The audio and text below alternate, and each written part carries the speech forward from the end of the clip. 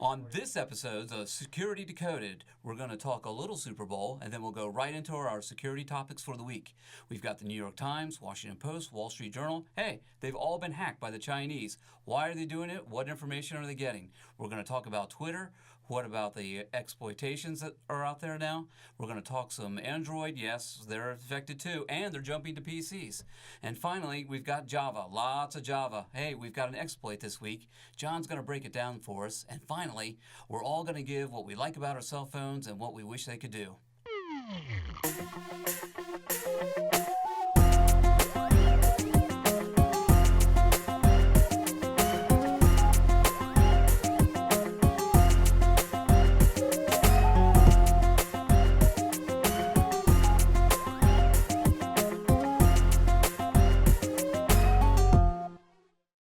Welcome to Security Decoded.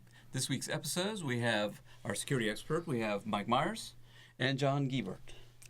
So I guess the first topic that we want to cover is the past Super Bowl. Did your team win, Mike? I don't have a team. No team? The house team won. How's that? Yeah, that's true. How about you, John? No, my team wasn't in there, but the team I was rooting for did win, yeah. Okay, how about the commercials? Do we have a favorite commercial? I do. I have a favorite one to hate. Mine's Paul Harvey. It just brought back a lot of memories. I mean, nobody has the ability of Paul Harvey. He's unique. It was definitely a throwback, a nice tribute to farmers and the agricultural society. It was a great commercial. I thought that the commercials were great this year because they actually had meaning to it. Yeah. So. And what was your worst one? Which is the one that you hated? GoDaddy one. It was just gross. You know, that was the least popular one, and I take offense to it because I actually think they were doing it to get the shock factor out of it. Yeah. That wasn't shock. That was just wrong. I take offense. Why do they assume all programmers are nerdy? I mean, weren't you offended at that? I was offended at that. It was more the sound effects to me. It was kind of a little too graphic, maybe. And the power outage, we know that they're blaming it on either one of two things, our favorite computer glitch or Bane. Either one of those two items, I think. One of those. So that's the news item for the Super Bowl. Let's go to our security items for the week. The first one is that Chinese hackers are attacking the New York Times, Wall Street Journal, and the Washington Post. What data are they trying to steal? That's a good question. They haven't really come out and said what they got necessarily. Just they know that they're there. I almost think it was in response to the fact that the New York Times was basically trying to throw a story up a bit against the Chinese government. So, as Dennis said earlier, it's the Great Wall of China. You don't talk bad about it. They don't let it get out. And the fact that the New York Times was publishing information about some of the politics going on over in China, I think it was more of okay, it was a preemptive strike. They're going to get in to either strike back or to establish themselves in the network, so if this happens again that they're positioned. So I don't know so much if it was a data stealing, so much it was them pre-positioning themselves. They did say they got passwords for all the employees and logged on and broke into and spied upon 53 computers. Yeah. You know, they probably were looking for sources and any kind of preemptive information that might have been coming out. There was one person who speculated they were looking for some of the articles they're doing about the manufacturers over there and trying to figure out who was the leak from the manufacturing stories. But again, that was just some way speculation. Oh, looking for sources then for people who might be talking. Who's telling about them? Yeah. But so China tends to be very tight-lipped on their stuff. Any industry that tries to get in there, they have to meet their regulations. They have to meet their guidelines. They want to control the image of China. They can't control the New York Times, and I think this is their attempt, like you said, to find a potential source. You know, who's talking about China? If it's coming from within China, can they control that then? Yeah, in the grand scheme of things, getting their employees' passwords isn't that big of a deal. It's not like they tried to get subscribers' credit cards or something like that. You know, the data itself for most people was benign. So they're trying to do something internal. It seems like. You know, over the past years, that many newspapers and news organizations have stopped covering international. It's all one big AP line from now on. Yeah. These are 3 newspapers that actually have large international bureaus. So I thought it was interesting that China would determine that we want to target these 3 because they're the most likely to be the news organizations that are going to cover us. I found it interesting that their initial breach was via email. Yeah. So We always talk about phishing and don't click that link. And yeah, it's the low tech. Something that we talked about earlier. It's I think somebody predicted that on one of our episodes. Is that right, John? Did somebody predict that? I think I heard it somewhere. It's easier to hack the human. I don't have to go through firewall. I don't have to go through IDS, IPS. I don't have to pay somebody an extraordinary amount to write some kind of deceptive code. They just go straight after the user. And so, and like I said, we'll see this more and more and more. It's the user vulnerability. Yeah. How do we think that the Times? How do we think they handled it? The New York Times try to get ahead of it. They like to say that they openly disclose everything, that they are objective and not subjective. So for them to just outwardly come out about it just follows what they do. It's a distribution of information. Why are they going to hide anything? They're out there. They hold the keys of the kingdom to inform the world of what's going on. So for them to try to hide their own breach goes against what they do at their own core. So following their own core values, I think they did the right thing. It is going to happen. You just have to be able to respond to it quickly. And their response was actually very good. They aren't IT professionals. They're a newspaper.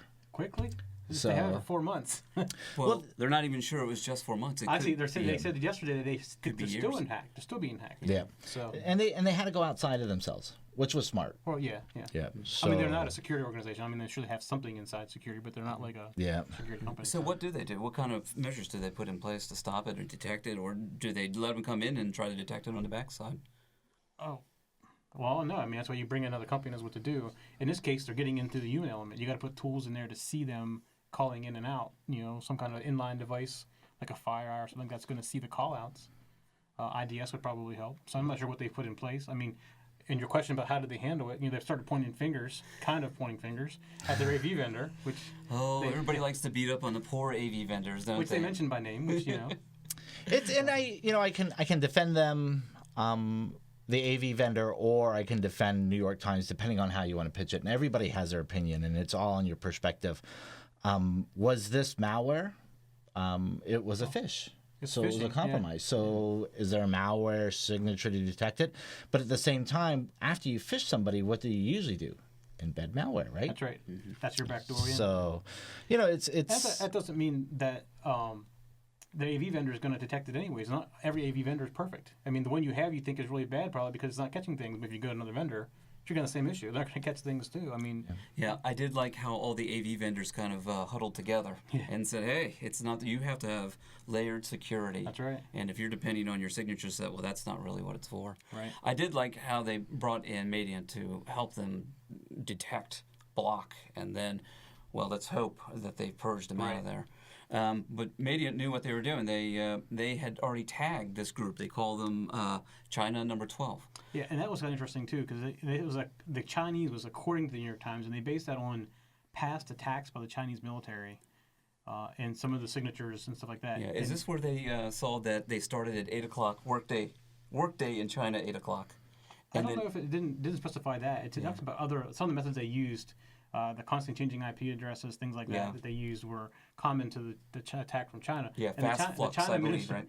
It's funny because the China Ministry of National Defense has denied that the government had anything to do with hacking spree. Chinese laws, and it's in quotes, Chinese laws prohibit any action including hacking that damages internet security, the ministry told the Times last week.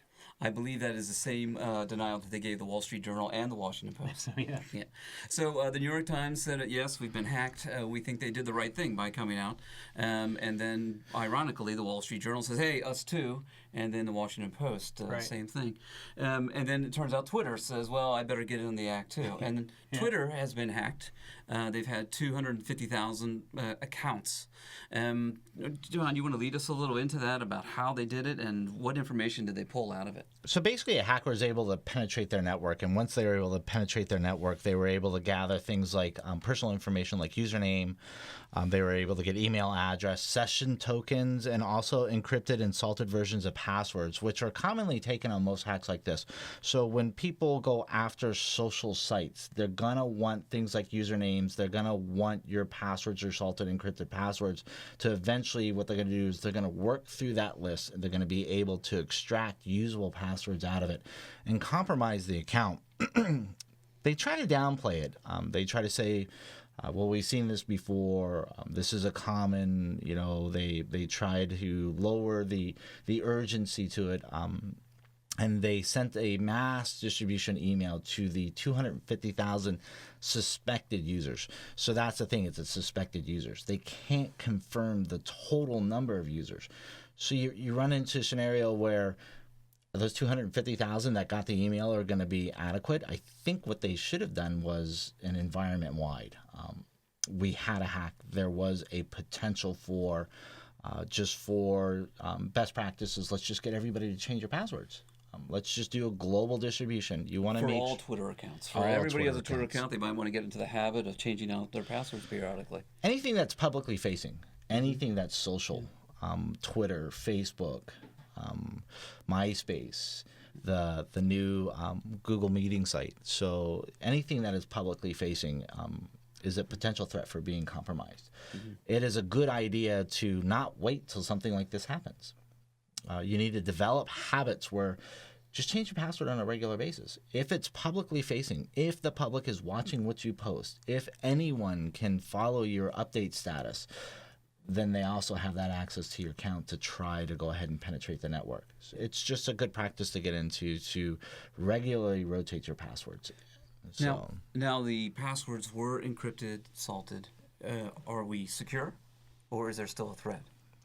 A salted password and encrypted password is much safer. I mean, it's very hard to break unless you know what the salt is. Yeah. Or unless your password is password.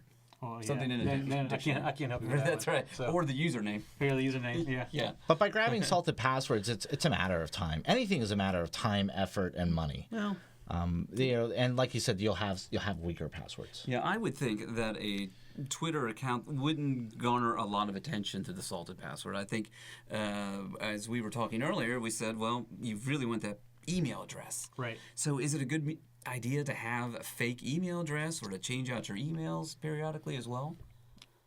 Well, that's a pain. Yeah. Well, don't accounts offer you like throwaway emails now? So there's a lot of places where they say, in order for you to register for us or in order for you to gain access, we need an email account which exposes you to, a spam attack, a spearfish. Yeah, I mean, my general rule with that is you create a separate account just for that kind of stuff. Yeah, so basically throwaway accounts. I think, right. And it's probably a good practice to do something like that. You don't want to tie everything into a single point of failure, Right. So, well, let's take a poll on our phones. What kind of phone do you use? I have an iPhone, which you can hear. Yes, Sorry. I can hear it. And what phone are you using now? You're using two phones, right? I actually use two. I have an Android and an iPhone. So you have an Android and the iPhone, right. And I'm sticking. I'm an equal opportunity. Yes. Well, you're not alone with the Android. The Android is the hottest selling phone, and in fact, worldwide, it is the most popular phone right now. Only in Great Britain and in Japan. I'm sorry, in the U.S. and Japan is the iPhone the king. Right. Yeah. Right. And I'm sticking, of course, with our Canadian friends, which is now called BlackBerry. Yeah. We don't have to remember that RIM is now BlackBerry. BlackBerry. But the reason why we bring this up is because we have a creepy new Android virus, which can jump from the Android. This is the first time that we've seen this. Jumps from the mobile device to the PC. Right. And it's the first time I've heard of that. I've heard it going the other direction before, but I've never heard of it going from the phone to the PC, which is a little scary. So we're in new territory now. Yeah, we're definitely new territory. And I think what's worse is it's these progressions. So now that I have something that can move from a phone or a mass storage device onto the PC, what about cloud-based? So I bet you the next progression is going to be, let me jump to the cloud, then I can jump to any device that you connect to the cloud. Any of your devices, at that point. Yeah. So the security community needs to be aware of that. They have to have that on their radar. We've seen the progression of phone to PC. Right. Now it's probably going to be phone to cloud to any device that you connect. Yeah. Now, when I was reading about that particular one, it said about it only works if you have auto run. So most new operating systems don't have auto run turned on. But if you're still running XP, you're obviously going to be at risk for that. Yeah. And I think the other difficult thing though is we get very comfortable at work, where we'll deploy policies as a best practice to protect our user and to protect our network, and it's the home user. Right. So, there are several ways that you can go to protect yourself. You can Google it online to make sure that auto-run is disabled.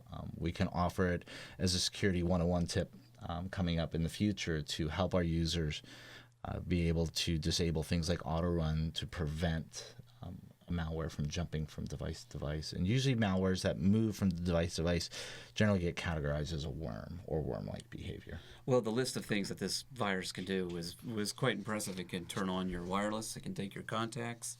It can send SMS. Send SMS. Yeah. Actually, it looked like what it was doing is it would broadcast SMS. Lots of different malware coming up. Would broadcast SMS as well. You're talking about the bill. Yeah, I'm talking about the bill one. Yeah. I'm jumping ahead. Well, that one, we can talk about that one. That one actually goes back to our Chinese viruses. I guess they stay in the Great Firewall of China as well. Right. And they're having a large problem with that because they mostly use Android.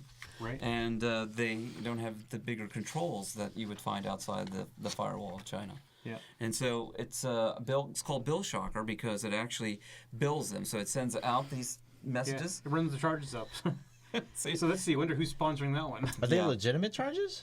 Well, they're texting, so yeah. every time they text, The you virus get itself text. is texting out Bill Shocker. So when you get your bill, you go. Yeah, you send out 20,000 texts at 5 cents a piece or whatever. Yeah, Ouch. and it adds up quick. So and you got to worry about Android. They have quickly come onto the market. I mean, almost too fast for their own good. I was reading up on an article where they said over this past holiday season, in excess of 700,000 Android platforms were sold. Whether that's tablet or mobile phones, it was. I mean, that's a large number. That actually seems kind of low for the holiday period. I thought it was a couple million. They said that they're dominating right now at a percent of 94 to 95% of the market, and that iPhone and Windows is fighting for the others, and then of course BlackBerry is trying to wedge themselves. We're coming back. We're coming back. Yeah. Is back in, but we decided to update the product after 10 years. Yeah. I mean, Android is it is just taking over. I think what's happening is it's growing faster than its security. You know, he asked me that question about the 94%, right. And I said, "Oh, iPhone." And he said, "No, no, Android." Android. One of those of our notes in here, I think it says that in the U.S. and in China, the iPhone still is the leader. Japan. Japan. Okay. Yeah. China is definitely in Android territory. Yeah. But it's losing its grip. And Android is just. Now, I will say from a developer standpoint and a security point of view, Android's gotten much better. Each version that comes out is better and better. The problem I have with Android now is their store is not protected in any way. It's protected a little bit, but that's where you see most of the malware come from.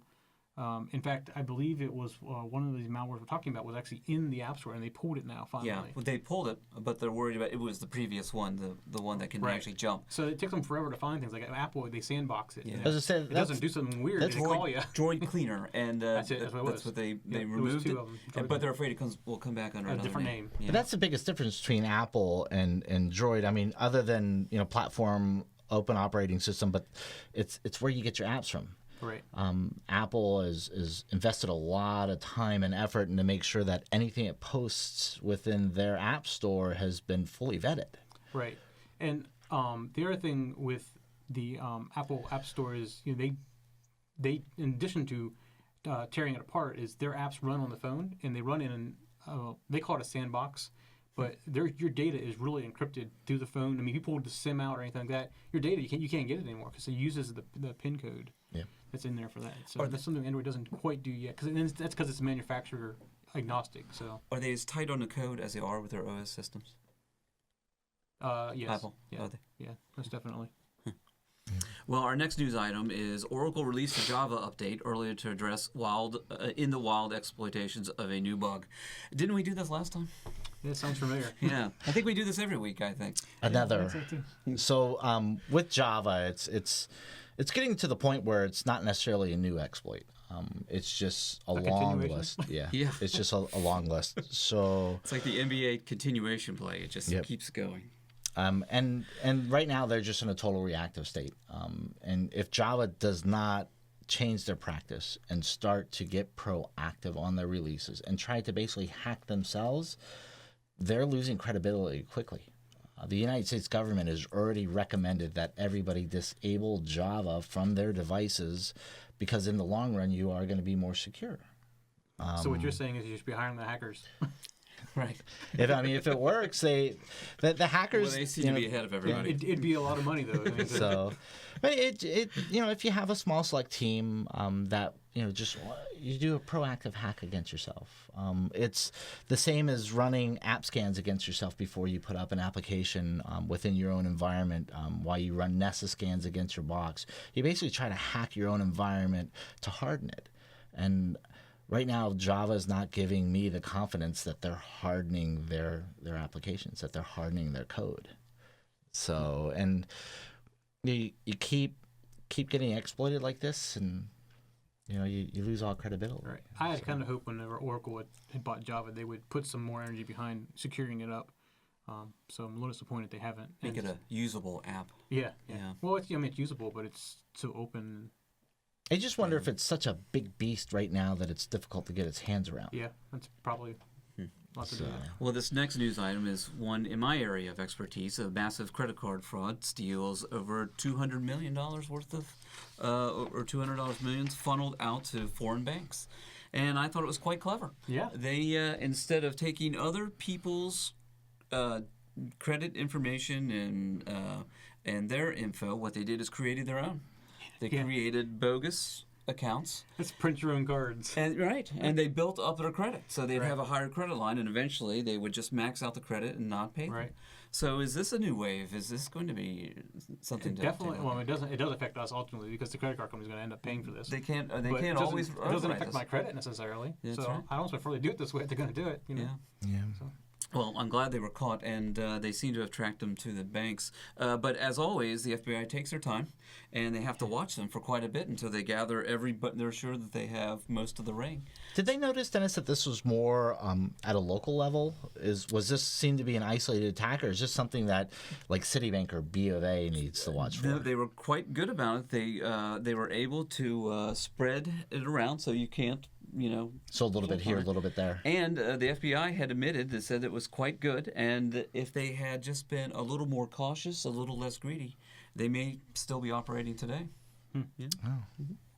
So our next one, I believe we've talked about this too, the members of Rove Digital pleaded guilty to charges of wire and computer intrusion. So this is the Estonia-based crime ring. Right. That we've spoken about in the past. So let me ask you this question.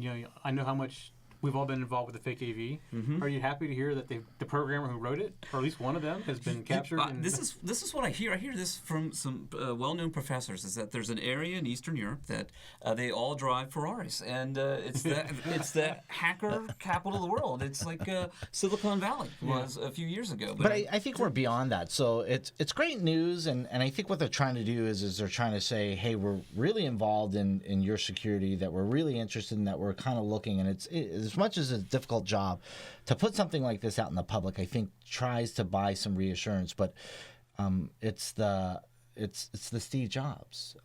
With the passing of Steve Jobs, did Apple stop? I think they did such a good job of getting a really good version of fake AV out there. And right now, it's not necessarily fake AV so much as it's ransomware. We're seeing a huge spike in ransomware.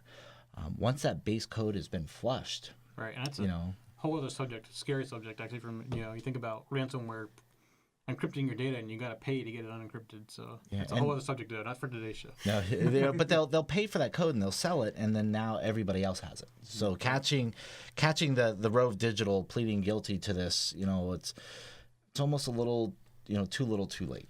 Yeah, and to Mike's point, okay, you brought one down. Well, there's probably another fella or another. Yep. Let's keep on going. I mean, that's another subject for another time as well, is how they make money. I mean, it's amazing.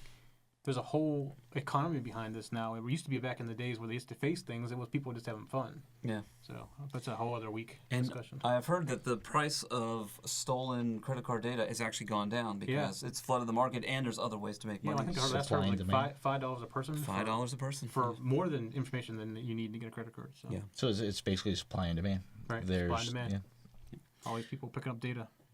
And then we have another one. Crooks netted millions in coordinated ATM heists that were timed to begin on Christmas Eve. This one will affect our credit. This one will. And actually, I'm curious. I'd like to know how they did this because it just doesn't make sense. They had to have some kind of inside connection to get this to work. Yeah. So.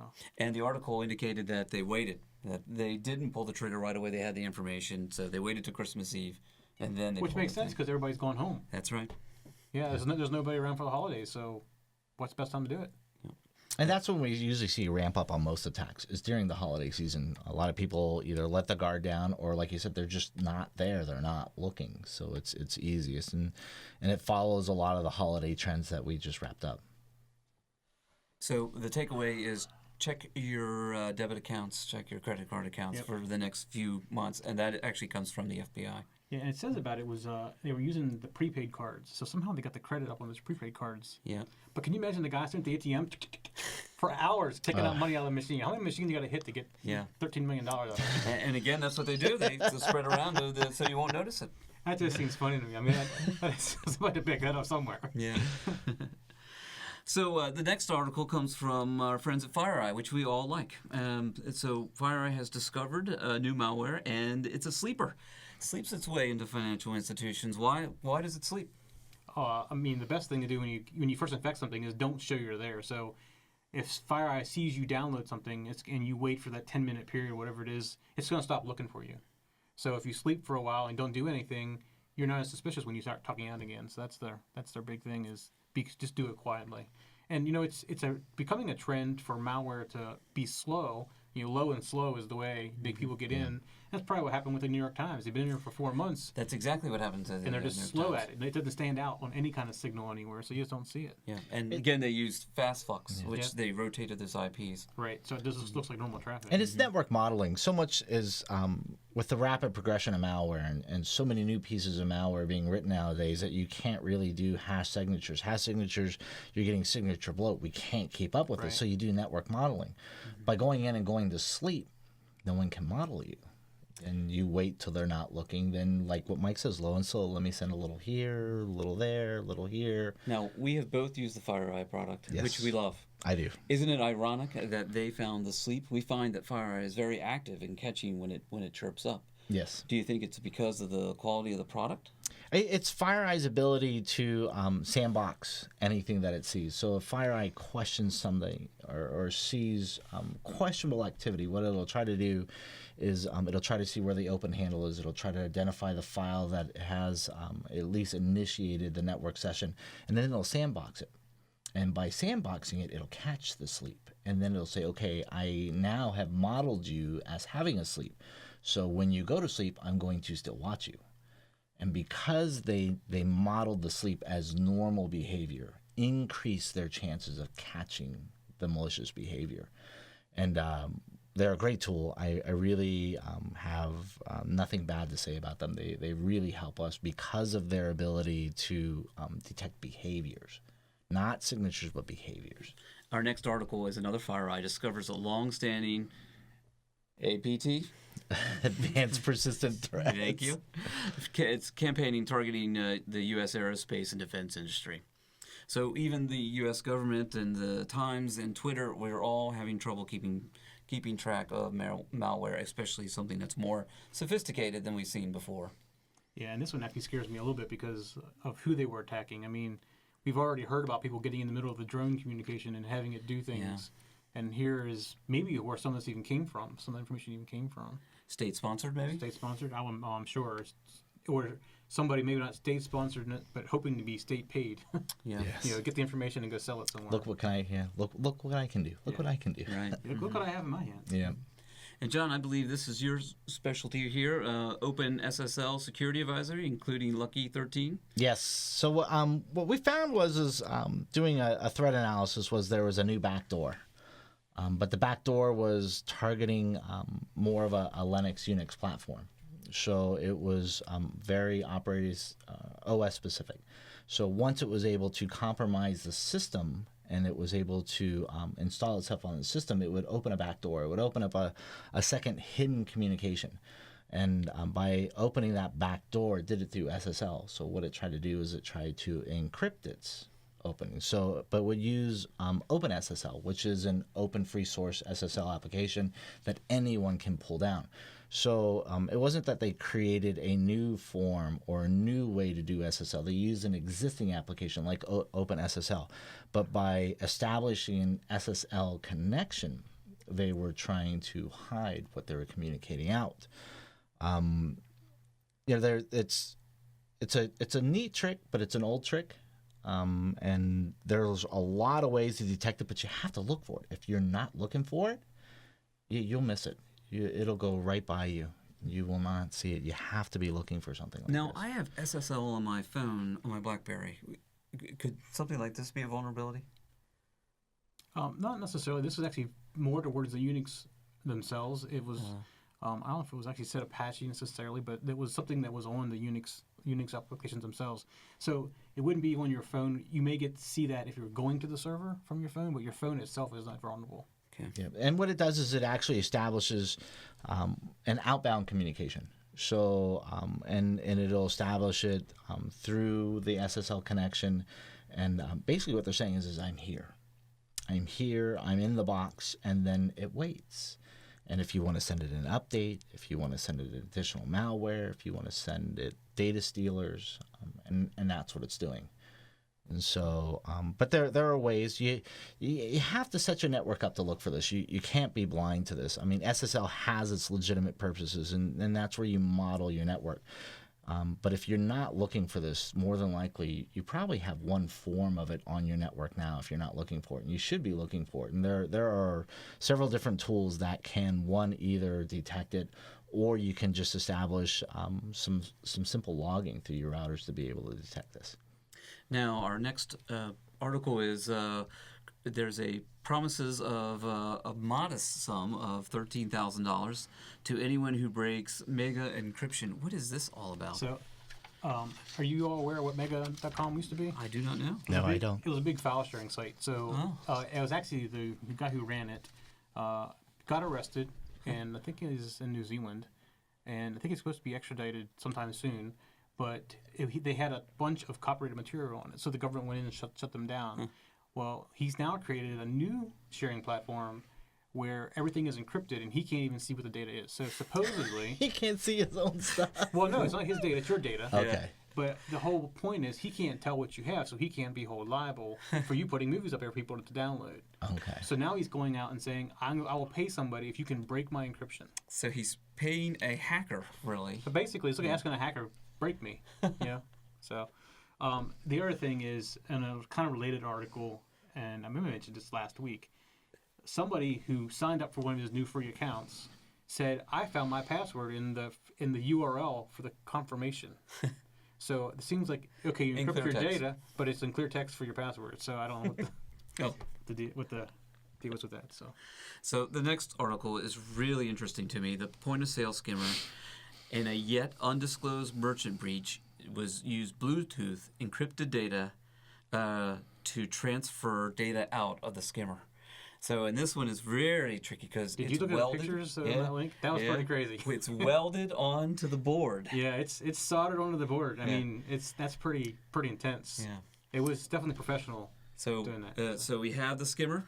Skimmer inside has a board, and then the chip is welded, and then it Bluetooths out to whoever uses the information out. So my thing is it's encrypted. If you bought a legitimate point of sales product, how is this going to get into your system? Well, that was kind of what I was wondering. I mean, did somebody go in and pay an employee to swap them out quietly? Same brand at because it was a particular store they were targeting. So did they go in and pay somebody to swap out stuff like that? Or was one of the techs that was installing it? Or were they actually swapping out market and selling things on eBay? Like getting them, putting them on eBay. Someone buying a repop. I don't know. But it was interesting that they only had it in one set of stores. So it had been something kind of targeted. So, yeah. So you wouldn't know where it was because Bluetooth obviously can't transmit more than 30 feet. No, it can't go that far. And if they detected it, I would have almost stayed quiet just to figure out where it was transmitting to. Yeah. I mean, it's one thing to find the device. It's another thing if you're just patient enough. Yeah, but how do you find something like that? I mean, it's not like it looks like a normal skimmer because there's not like there's anything added onto the skimmer. Yeah. Like, you see people that have like the add-ons or the ATM machine skimmers and things like that.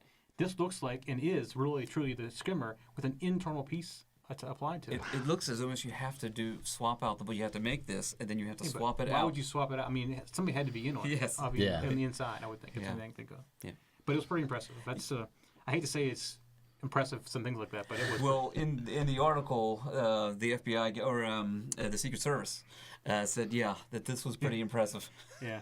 This is the second time I've read something like this. Just before the holidays, Barnes & Noble had found a few of their skimmers. Something had like they had 600 stores or something like that, didn't they? They had one in each store, which was even weirder. And it was kind of weird. One it was a distribution of. Wasn't like local or within a region. It was a very broad distribution. Broad distribution. Which means only one. Yeah. Somebody at corporate doing that. Yeah. Mm-hmm. Okay, for our next one, I'm going to have to throw this one to you, Mike.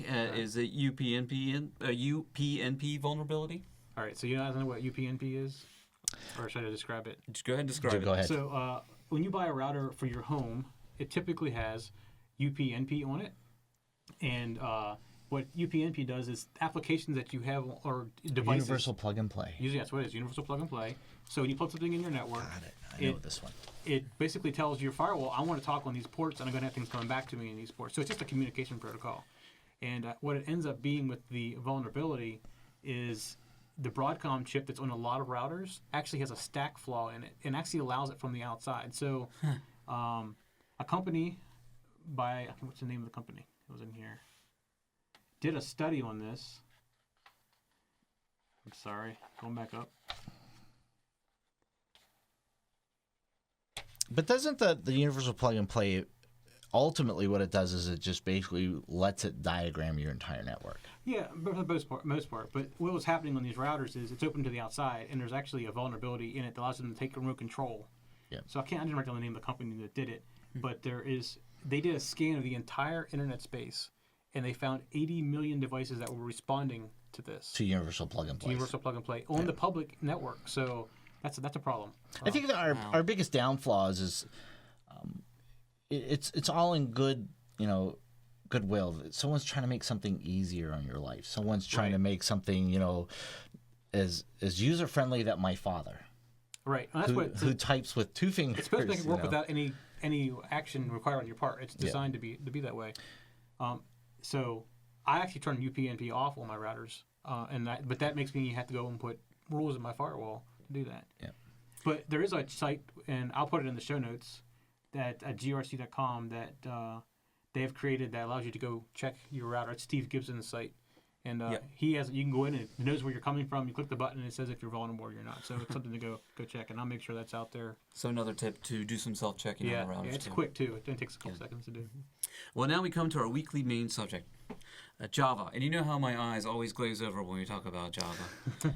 John, do you think you could, to explain it, why we need Java? Why can't I just do what the U.S. government and Apple tells me to do, is just to disable it? So what I know about Java is mostly what I learned through school.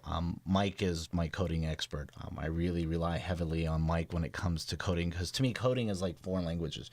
You have the knack for it, and I don't have the knack. But Java was one of the foundations that we had to get while getting your degree, and it was one of the core languages. And what people don't understand is Java is actually a trade name.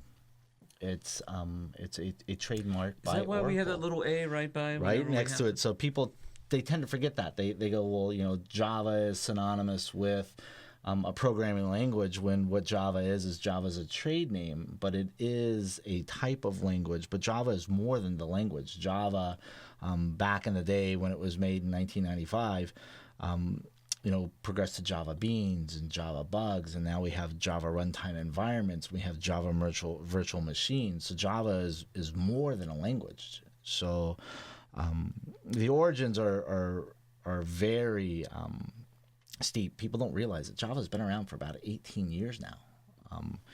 And the reason why it's been around so long is that's the underlying technology that a lot of people use when they were programming things like utilities, apps, when they were trying to multitask online. So what it did was it speeded up your ability to surf or download. Several social sites use it now to make it easier to use your site. So to use Facebook, you need a Java component. To use another product created to make life easier that has now been exploited. Yes. And everybody says, well, why Java? And we talked about that earlier. If Java doesn't get ahead of this, they're slowly letting them, the hackers chip away at their credibility. So, why Java? Well, it's the king of the hill theory. Why so many viruses for Windows? Well, there are more Windows devices in a home than there are any other OS. Why Java? Because Java is so widely dispersed in the cyber community. It is deeply embedded in a lot of these fledgling programs where people are getting their degrees and they have to learn a core language. So they learn Java. So they go after what they know. You go after what you see all the time. You go after what you're comfortable. And it may start off as a sport that develops into, hey, I found a really good exploit that I might be able to sell. So it's not that Java is easily exploited so much as it's just under constant attack.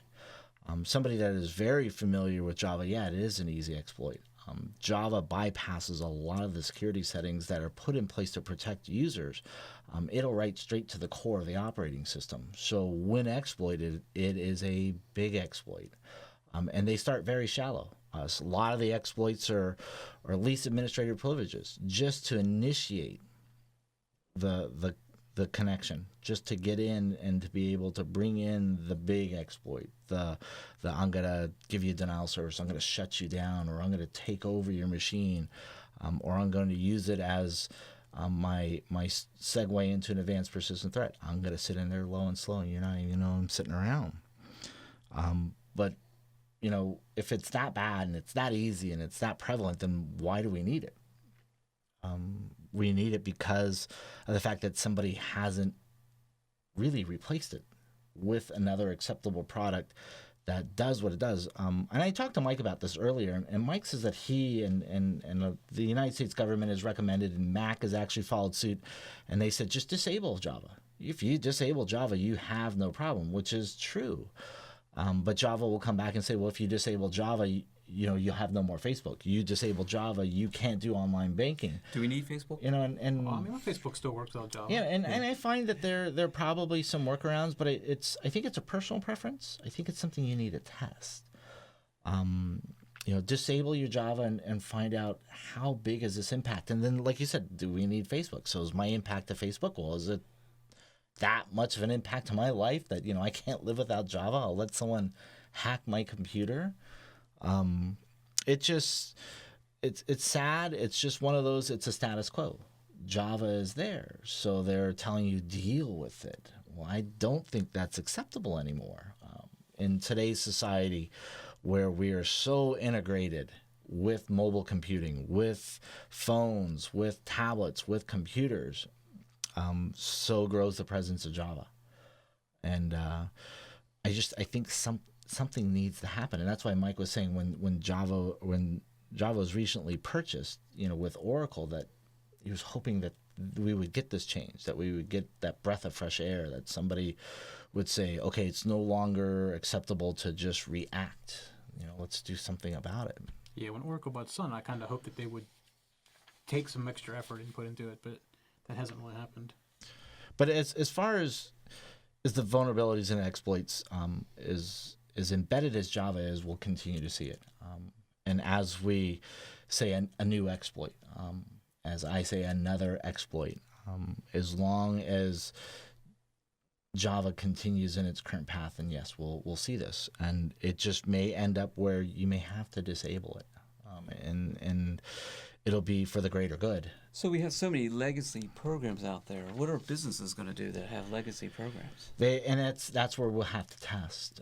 You'll have to, do coordinated shutdowns. Let's stop Java. Let's find out what the impact is going to be, and maybe the money that you reinvest to get away from a Java platform is less money than you'll lose when your Java platform is compromised. So, and we're still at that reactionary state. Everybody says, well, I haven't been hacked yet. I'm okay. Yeah. Well, I have a feeling we're going to be talking about Java exploits next episode, too. We seem to talk about it. I think we should have a permanent space. It's like a weekly thing. It should That's be right. Java in the I think we're going to have to assign that one to you, weekly Java exploits. It is, and it was interesting that it comes up so much nowadays, because I remember going to school and they said, you got to have this, you got to code in something, and it was object-oriented design. Java. You're using some compilers. So at the core level, I got 18, 19-year-old kids sitting next to me pecking at this stuff like it was nothing. I'm struggling. I'm fighting it. And they're picking it up like it's tying their shoes. So when you get a younger generation that it's been exposed to computers a lot longer than I have, and they pick it up faster, it probably is easy to exploit to them. Yep.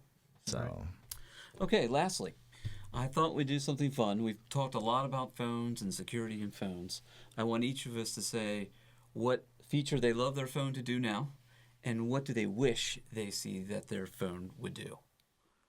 Start with you, Mike. Oh, that's putting me on the spot. Absolutely. I would like to see, and Mike actually did a segment on this on Security 101. I'd like to see more of a true AV console, not these little lightweight ones. The phones are legitimate operating systems. I mean, they're computers in your hand. It's amazing.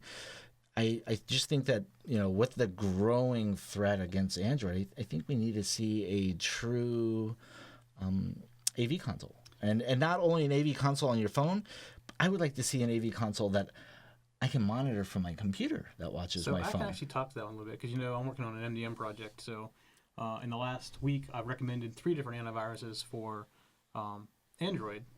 There is no really antivirus that I'm aware of for iPhone. But they are getting pretty sophisticated now as far as what they can do as far as management through MDM consoles. There's free one, like Touchdown is free, and it's great. It's really good. I'm actually putting malware onto the phone, and it catches it. So it's one of those things that they're getting. But my wish list would be something like, and not to sell a product, please. I'm not endorsing a product. It's just the first that comes to my head. So say like Norton. So people have Norton, and so they have Norton on their PC, but they have like a mobile Norton that they can actually watch from a central console from their PC. So say I bring up my Norton console and say, hey, what are my scans on my PC? What are my scans on my phone? What do I need to patch? I think they can do that now. So Norton is one of the ones I recommend. They have a free version, but they also have a paid version. Yeah. So I think the paid version gets more enterprise type features. Okay. So if you're talking about personal, like you monitor it at home, that's still different. They don't do that yet. But as far as enterprise management, they're definitely getting there. Android's catching up with the enterprise management stuff. Well, I want more integration. I want my phone to be a part of my home system, so I want to be able to turn my lights off whenever my kids leave the lights on. I want to get my phone, and I want to be able to turn off those lights. I can do it for you now. I can turn all these lights off. By phone? Yeah. Oh? I'll show you before we leave today. See, Mike is already there. Okay, but Mike is always ahead of us. What about the malware? When it turns off your light and shuts off your...